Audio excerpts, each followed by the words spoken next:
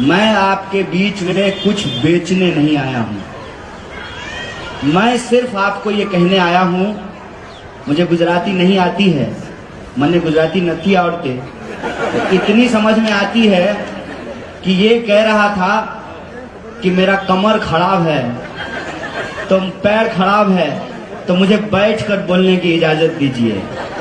देख भाई, पैर खराब है तो चलेगा, ईमान खराब नहीं होना चाहिए। अब आप लोग बस बता दीजिए, मुझे नहीं कहना है, इस इंसान का ईमान खराब है क्या?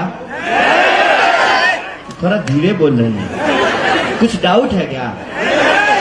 ईमान खराब है क्या?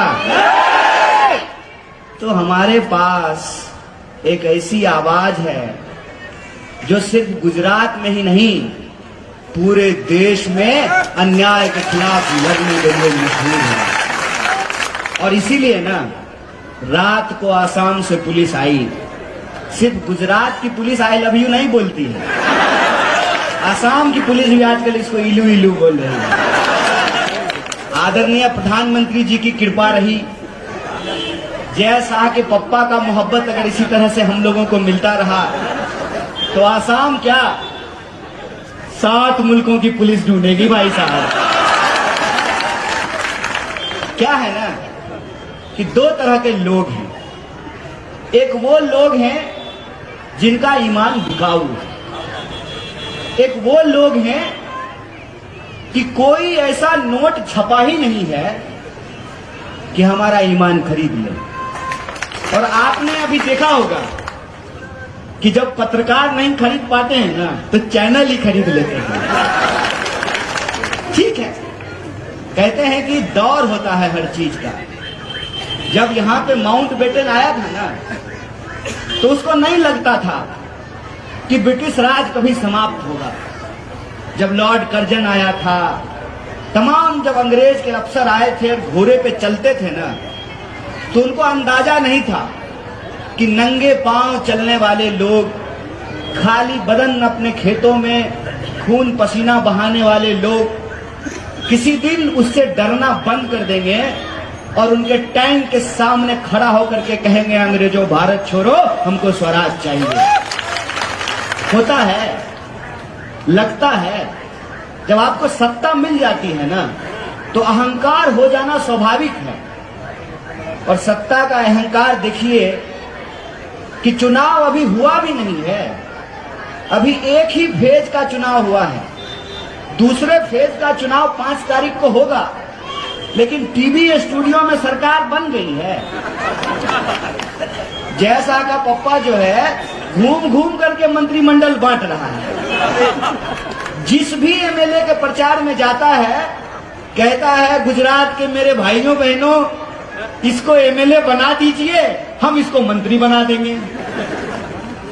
अरे पहले सरकार तो बना लो भाई, फिर न मंत्री बनाओगे। इसको कहते हैं सत्ता का घमंड, क्योंकि उनको ये लगता है कि इंसान अपनी सारी समस्याओं को भूल जाएगा। रोजी का सवाल, रोटी का सवाल, शिक्षा का सवाल, बीमारी का सवाल, सड़क का सवाल, सब सवाल भूल जाएगा। अगर इंसान को उसकी भावना भड़का करके, उसके मन में नफरत पैदा करके, उसके मन में डर पैदा करके अगर इंसान को आपस में लड़ा दिया जाए, तो लोग रोजी रोटी का सवाल भूल जाएंगे। ऐसा काम हो रहा है, ऐसा काम पिछले 27 साल से हो रहा है। इसीलिए तो चुनाव 2022 में हो रहा है और गाना 2002 का बजा रहा है।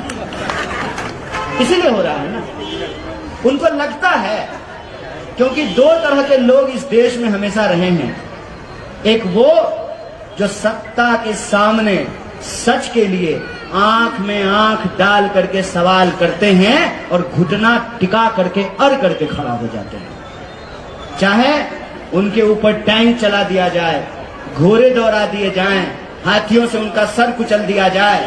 और आजकल तो हम लोग साइंटिफिक टेक्नोलॉजिकल रेवोल्यूशन में जीते हैं ना, तो आजकल नकली वीडियो बना करके लोगों को जेलों में ठूस दिया जाता है।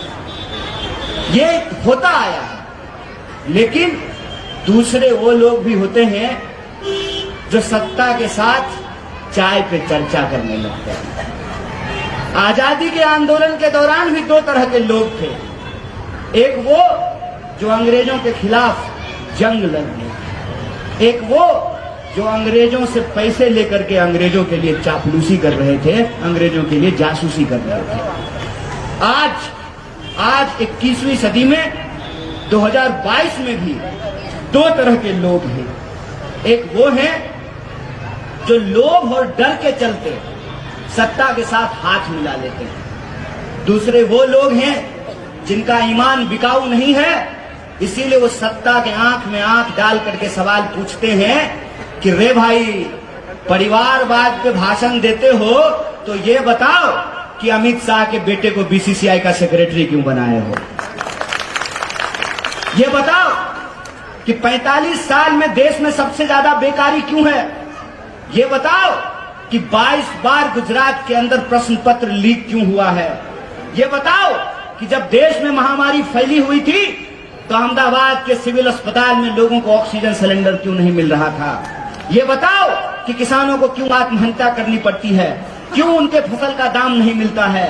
ये बताओ कि नोटबंदी करने के बाद आपने वादा किया था कि भ्रष्टाचार रुक जाएगा, भ्रष्टाचारियों को पकड़ा जाएगा, सरकार जब आएगी तो काला धन आएगा, सबके खाते में 15 लाख पहुंचाया जाएगा। कितने लोगों के खाते में 15 लाख पहुंचाया?